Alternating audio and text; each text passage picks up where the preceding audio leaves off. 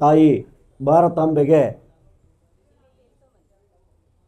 ಸಾಷ್ಟಾಂಗ ಪ್ರಣಾಮಗಳನ್ನು ಸಲ್ಲಿಸುತ್ತಾ ಇವತ್ತು ಏನು ನಮ್ಮ ರಾಜಾಜಿನಗರದ ಸರ್ಕಾರಿ ಕಾಲೇಜಿನಲ್ಲಿ ಏನಪ್ಪ ಅಂತಂದರೆ ನಾವೆಲ್ಲರೂ ಇವತ್ತು ನಮ್ಮ ದೇಶದ ಹಬ್ಬವಾದಂತಹ ನಮ್ಮ ಮಣ್ಣಿನ ನಮ್ಮ ದೇವತೆಯ ನಮ್ಮ ಭಾರತಾಂಬೆಯ ಹಬ್ಬವಾದಂತಹ 80ನೇ ಸ್ವಾತಂತ್ರ್ಯ ದಿನಾಚರಣೆಯ ಎಲ್ರಿಗೂ ಶುಭಾಶಯಗಳು.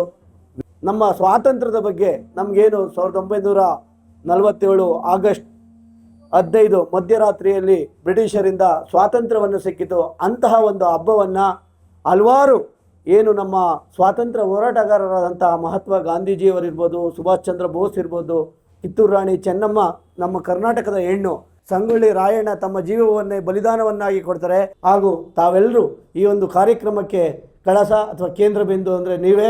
ಮಕ್ಕಳಿಲ್ಲದ್ರೆ ಯಾವುದೇ ಕಾರ್ಯಕ್ರಮಗಳನ್ನು ಯಶಸ್ವಿಯಾಗಕ್ಕಾಗಲ್ಲ. ಮತ್ತು ಇಂದಿನ ಮಕ್ಕಳೇ ಮುಂದಿನ ಪ್ರಜೆಗಳು.